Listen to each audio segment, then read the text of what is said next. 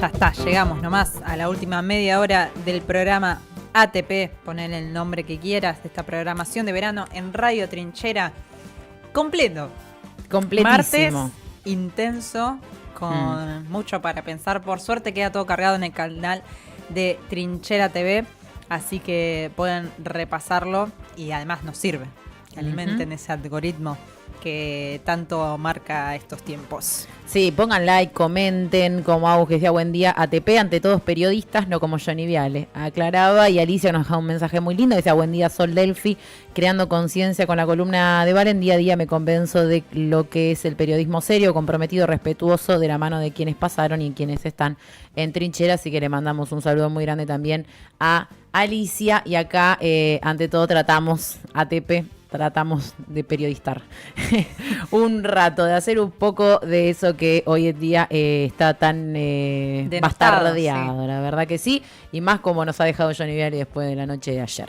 Pero bueno, ahora que nos quedan 25 minutos, nos queda todavía más para seguir charlando, y además, como ya saben, el sorteo al final del programa de la pizza de Kenoma, así que vayan a suscribirse.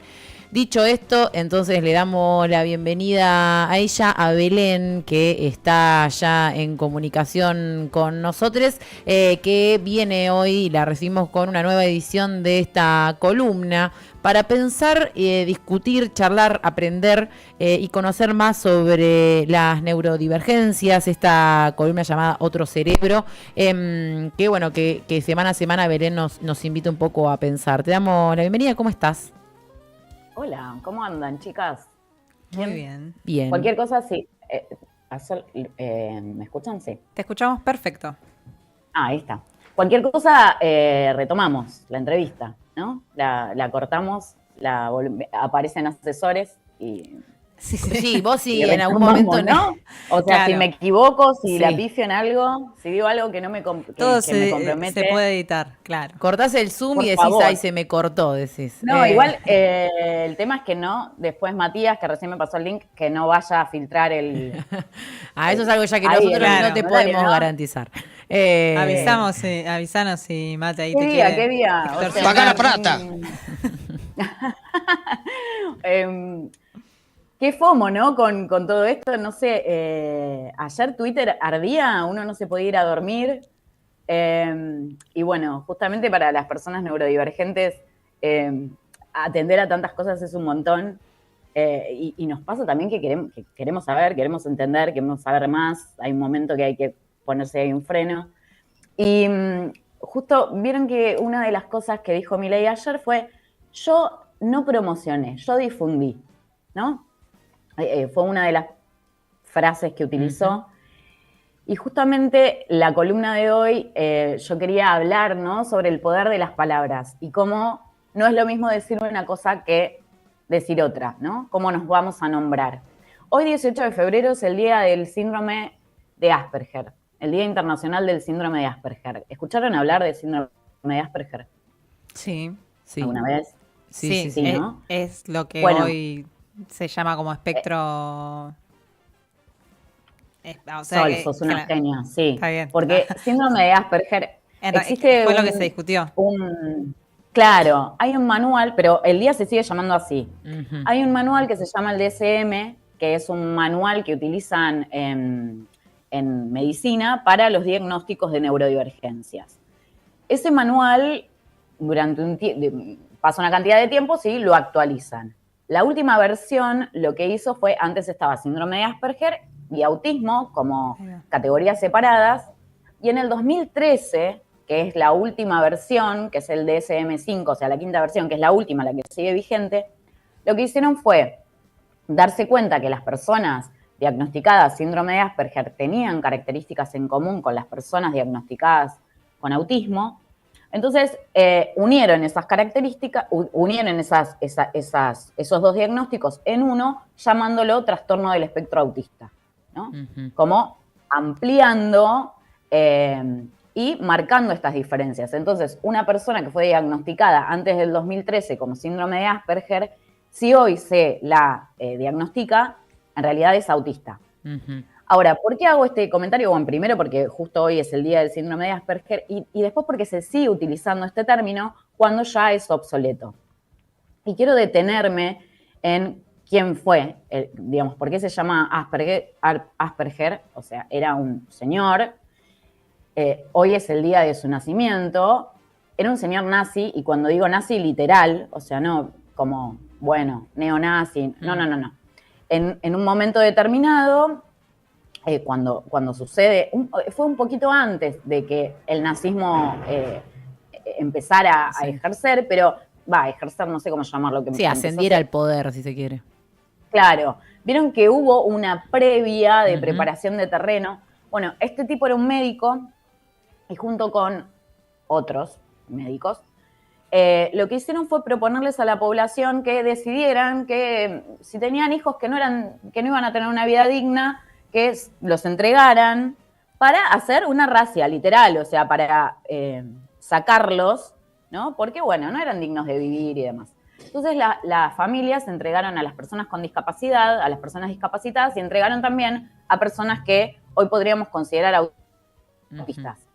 Entonces este Asperger lo que hacía era, entre esas personas que las entregaban, quedaban como en campos de concentración, las torturaban y después las asesinaban.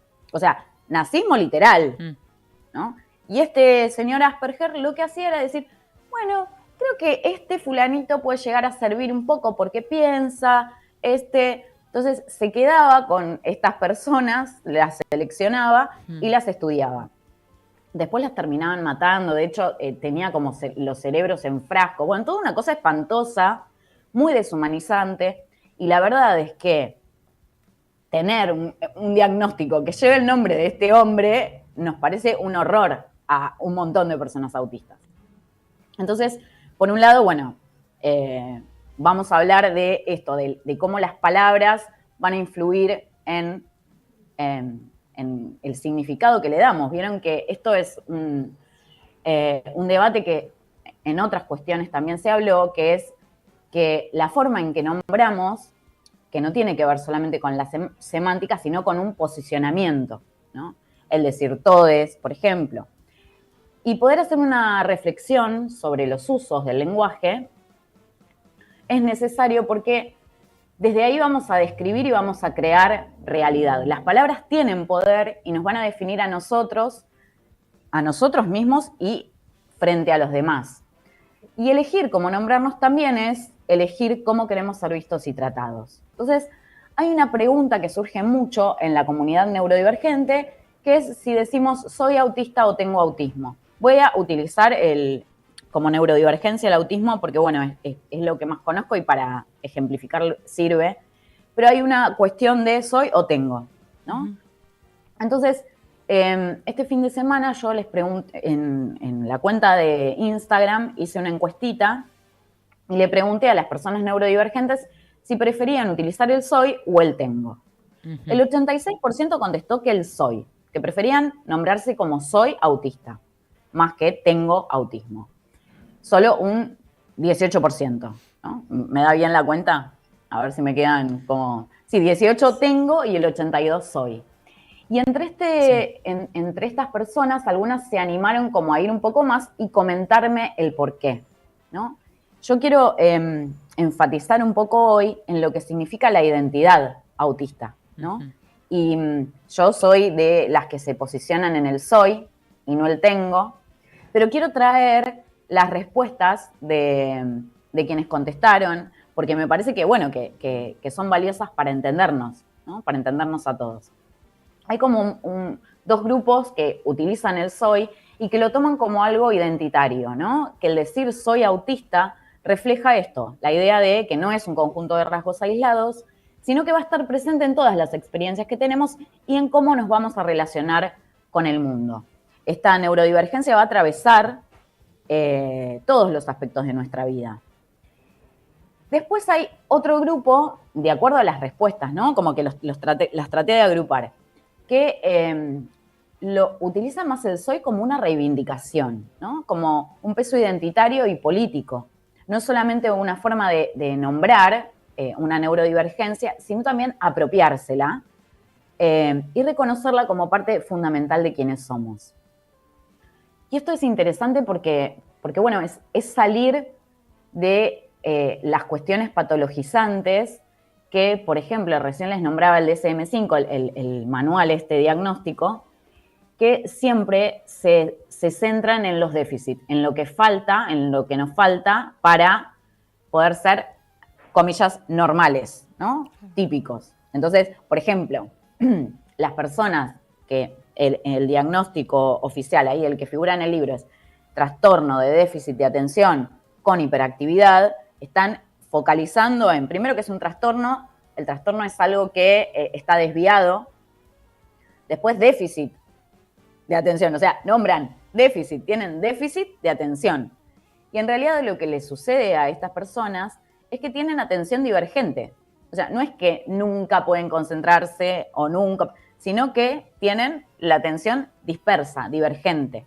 De hecho, una de las formas en las que suelen llamarse a sí mismos es atencionalmente divergente. Soy atencionalmente divergente, ¿no? Y eso como que modifica el ahora. Bueno, voy a seguir con los grupos y después hago un paréntesis.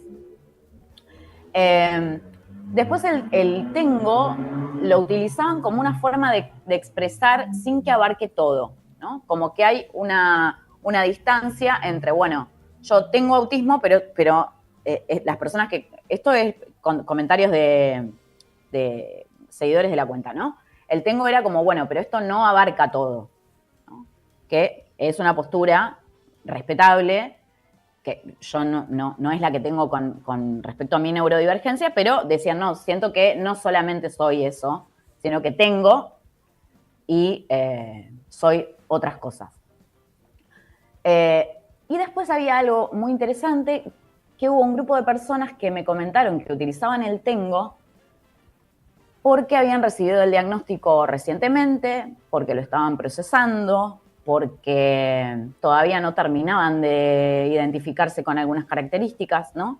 Entonces el tengo permitía justamente distanciarse porque todavía no habían hecho el proceso de apropiación, si es que lo harán, ¿no? Porque puede ser que bueno, sea algo difícil de procesar, justamente por la cantidad de dificultades que nos encontramos cuando tenemos alguna neurodivergencia. Belén, te pregunto, en este sentido, entonces, no es que existe una forma correcta, si se quiere, de decirlo, sino que tiene que ver con el proceso o la forma en la cual cada una de las personas que son o que tienen, según se reconozcan, con autismo, digamos, lo diga o lo entienda sobre sí mismo.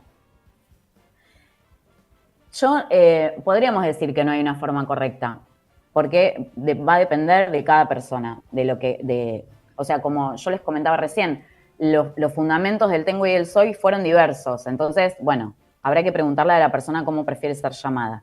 Ahora bien, hay un 80 y pico % que preferimos el soy. Esto significa que la tendencia mayor es a la identificación y a que nos consideren parte, ¿no? Muchos, la mayoría, preferimos el Belén es autista, más que Belén tiene autismo, ¿no? Preferimos el soy. Ante la duda, bueno, podemos preguntarle, pero si, por ejemplo, tenemos que escribir una nota, y digo porque yo sé que los escuchan muchas personas comunicadoras, si tenemos que escribir una nota, conviene que pongan la persona es autista, más que buscar, a veces hasta se busca como una cuestión medio de romantizar, no, tiene, tiene como utilizar ahí, y es parte de nuestra identidad, entonces es preferible que se la nombre, ¿no? El soy.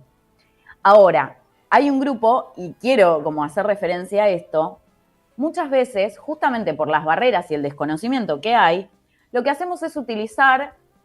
yo les cuento, yo prefiero el soy. Si tengo que decir soy autista, conozco a una persona, le digo soy autista.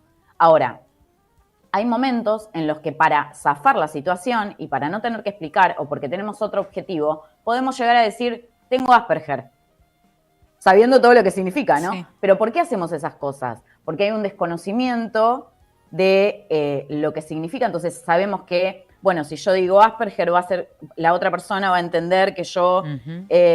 La entiendo cuando me habla, que quizás no, pero son como construcciones sociales que tenemos en la cabeza de estereotipos y no verdaderamente desde la libertad de poder decir soy autista, ¿no? Lo utilizamos, hay como cuestiones semánticas que las utilizamos solamente porque sabemos que en ese momento nos conviene, ¿no? Que es el grupito, decía, una persona me decía, yo uso, tengo, soy, depende de a quién tengo enfrente, Claro. ¿no? Y es un poco lo que pasa. A veces Sí, para salir del paso, decir, bueno, sí, tengo problemitas, también puede ser, y bueno, no me voy a poner a explicar ahora. Pero digo, en este espacio en el que, bueno, nos pueden escuchar otras personas, sepan que cuando decimos eso es porque queremos salir del paso, que hay un proceso de identificación que es necesario. ¿Y por qué digo esto? Porque nosotros y nosotras tenemos un procesamiento cerebral particular, pero el mundo está construido de otra manera y todo el tiempo nos estamos adaptando. Todo el tiempo nos estamos adaptando. Entonces, el poder considerarnos como que somos así y no es que tenemos algo que alguien me puso, no, si digo tengo es como tengo tos, que se me va después, ¿no? Hay algo que las respuestas literales de las personas fueron muy significativas, porque es como, no, yo nací así, soy así, voy a morir así. Entonces hay una cuestión de inherencia a nuestro, claro, y como nuestra neurodivergencia va a influir en cómo vamos a percibir el mundo y los estímulos, en la manera que tenemos de sistematizar la información, cómo nos vamos a focalizar o concentrar, cómo vamos a procesar a nivel sensorial, cómo vamos a comprender las dinámicas sociales, cómo vamos a vincularnos y a demostrar cariños. Está presente en todo. Entonces, hay una cuestión de identidad y también es importante cuando podemos hacer este proceso de soltar el tengo, empezar a acercarme, empezar a identificarme y apropiarlo, ¿no? Es interesante porque es la manera que tenemos de poder después defender los ajustes que necesitamos a nivel social, ¿no? O sea, si no lo consideramos como parte, como necesario, como que me constituye, después es muy difícil cuando tenemos que ponernos de acuerdo entre nosotros y decir, che, pidamos acá un ajuste o luchemos por tal ley, ¿no? Necesitamos, hay un momento en que la identificación es necesaria, pero los procesos son personales. Entonces, quienes digan tengo, bueno, o sea, yo no voy a juzgar, pero desde lo que hablábamos la otra vez del enfoque neuroafirmativo, tiene que ver con, bueno, el reconocernos, el reconocer cuáles son nuestros desafíos y el abrazar también nuestras potencialidades, que son un montón, ¿no? Y lo que sucede también con el diagnóstico, sobre todo quienes llegamos al diagnóstico en la adultez, que venimos de muchos manotazos, de frustraciones médicas, o sea, de ir a médicos porque te pasan cosas y no entendés, de que te hayan diagnosticado de otras cosas que no tenés, o que tenés pero que no eran como la raíz, que terapias que te van ayudando en el día a día, pero siempre sentís como que algo falta, ¿no? Eso, por ejemplo, lo pienso cuando vos arrancabas hablando de esto del espectro autista, que tiene que ver con entender la diversidad que hay dentro. Total. Y que vos lo comentabas en la primera columna, de decir que la primera respuesta que te dan como no puede ser, como vos vas a ser autista. Tiene que ver con eso también, con la concientización. Sí, y el entender que no hay un solo modo de ser autista. De hecho, yo la idea que tenía para la columna de hoy era poder hablar sobre por qué somos distintos, por qué una persona que tiene el mismo diagnóstico que yo es diferente a mí. Después, como quise contarles, traer la voz de las personas de la cuenta, bueno, o sea, corrí un poco las prioridades, pero me parece que es muy interesante que podamos hablar de eso porque se relaciona con un concepto que a mí me encanta y que se aborda en un montón de diversidades, que tiene que ver con la interseccionalidad, ¿no? Que bueno, que en algún momento lo podemos hablar, pero sí, el ser de una manera de neurodivergente y el ser tan diferentes también tiene que ver con un montón de otros aspectos. Sí es cierto que compartimos unos rasgos y compartimos un diagnóstico, y es importante que nos identifiquemos con eso, pero también sabiendo que, bueno, vamos a ser diferentes, que vamos a tener necesidades diferentes. De hecho, mirá, en el DSM-5, en el diccionario de salud mental que les comentaba al principio, está dividido en TEA nivel 1, nivel 2 y nivel 3. TEA nivel 1, o sea, trastorno del espectro autista nivel 1, es que tiene necesidades de apoyo, el 2 es que tiene necesidades de apoyo notables y el 3 tiene necesidades de apoyo muy notables. Pero esa misma tabla puede irse modificando en las situaciones. Quizás cuando te diagnostican sos TEA2, digamos, tenés necesidades de apoyos notables, pero con determinadas terapias, entendiendo lo que te pasa, haciendo un par de ajustes, empezás a tener menos necesidades de apoyo, pero después vivís un duelo por alguna situación y tenés más necesidades de apoyo. Entonces, no es algo estático. Claro. Y por último, un par de tips para comunicadores hoy en el día del síndrome de Asperger. Bueno, el primer tip es que no digan más Asperger. Usted esto se escucha mucho en Elon Musk, ¿vieron? Sí. Que dicen, no, sí, que tiene Asperger. Bueno, o sea, si lo quiere decir alguien que no sabe de neurodivergencia, bueno, no pasa nada, que lo diga como le sale. Pero, o sea, esto es más para personas que tienen un micrófono adelante o que tienen la posibilidad de escribir y que otras personas los lean. Bueno, no tiene Asperger. Elon Musk es autista, ¿no? Como ese es uno de los primeros tips. Después, no hablar de trastorno ni de sufrimiento como sinónimo, ¿no? Decían, lo nombraba a Franco Colapinto la otra vez, la enfermedad mental, que ya, o sea, no es una enfermedad mental que padece Franco Colapinto. En realidad, nuestro proceso cerebral nosotros no lo sufrimos, lo que sufrimos es la falta de ajustes del entorno. O sea, es el contexto el que nos hace padecer, pero no es que nosotros padecemos, no es como un dolor de panza o un dolor de muela que te está doliendo a vos la muela, sino que padecés la cantidad de obstáculos con los que te vas encontrando alrededor. Otro de los puntos es, bueno, TDAH es el nombre oficial de los libros. A las personas TDAH en los libros prefieren atencionalmente divergentes, las personas trastorno del espectro autista prefieren autistas, las personas llamadas superdotadas prefieren altas capacidades intelectuales. Y, bueno, el tema de la palabra inclusión, que es como, bueno, no sé si nos tienen que incluir porque ya somos parte. Como que incluir es como, vení, te incluyo acá a la mesa, y bueno, no, o sea, yo ya tengo mi lugar en la mesa, entonces como intentar ver sinónimos para esa palabra. Y por último, preguntarle a las personas cercanas cómo prefieren ser llamadas o ¿qué preferís que te digamos? ¿Cómo te presentamos? ¿Que sos autista, que tenés autismo? ¿Que TEA? Como condición. También somos varios los que preferimos condición del espectro autista en vez de trastorno del espectro autista. El poder preguntar. Pero si solamente van a escribir, digamos, no tienen a la persona enfrente, van a escribir o van a presentar una noticia, bueno, eviten patologizar. Y bueno, fíjense que si utilizan TDAH es el nombre oficial que está en los libros, pero que es un poco patologizante para nosotros y nosotras. Excelente, Belén. Bueno, hemos aprendido un montón, sí, la verdad.